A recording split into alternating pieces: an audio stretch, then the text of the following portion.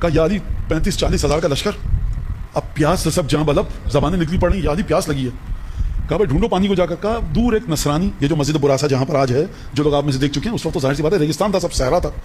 تو کہا یہاں پر ایک دیر نصرانی دیر ہے کسی راہب کی، جا کر اس سے پوچھو پانی ہے کہ نہیں ہے.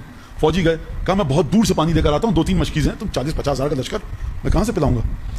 تو جناب امیر نے حکم دیا کہ وہاں پہ جا کر زمین کھودو. اب وہ راہب دور سے کھڑے ہو کر دیکھ رہا ہے کہ فوجی جناب امیر کے زمین کھود رہے ہیں مولا کے حکم سے. تھوڑا فوجی کہا کہ یا علی ایک بہت بڑی چٹان ہے، وہ نہیں ٹوٹ رہا، اب کیا کیا جائے. اب راہب دور سے دیکھ رہا ہے تمام تماشا یہ کہ جناب امیر فرمایا کہاں پر ہے، لے کے چلو. لے کے گئے. جناب امیر نے ہاتھ رکھا اس پتھر پہ. اب اللہ جانے کیا پڑھا، جناب امیر جانے، خدا جانے، مجھے کیا پتا کیا پڑھا. دیکھیں جب خدا کا ہاتھ پتھر پہ آ گیا تو پڑھنے کی ضرورت نہیں.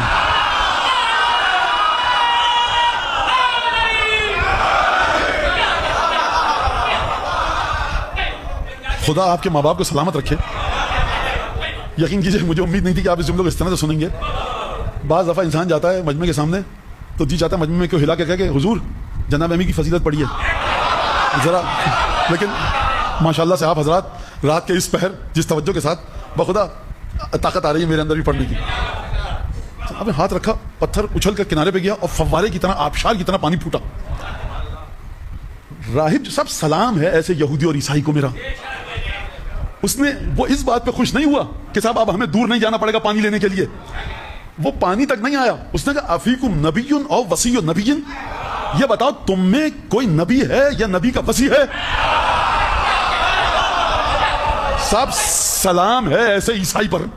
میں قدم چوم لوں ایسے عیسائی کے، جی صحیح سنا ہے، قدم چوم لوں ایسے عیسائی کے اور قدم چوموں ایسے یہودی کے کہ جو رسول خدا کا کلمہ نہیں پڑھتا، لیکن صاحب اس حد تک علم ہے کہ ایک چھوٹا سا معجزہ دیکھ کر چونک گیا اور صاحب پھٹکار ہے ان لوگوں پر اللہ کی.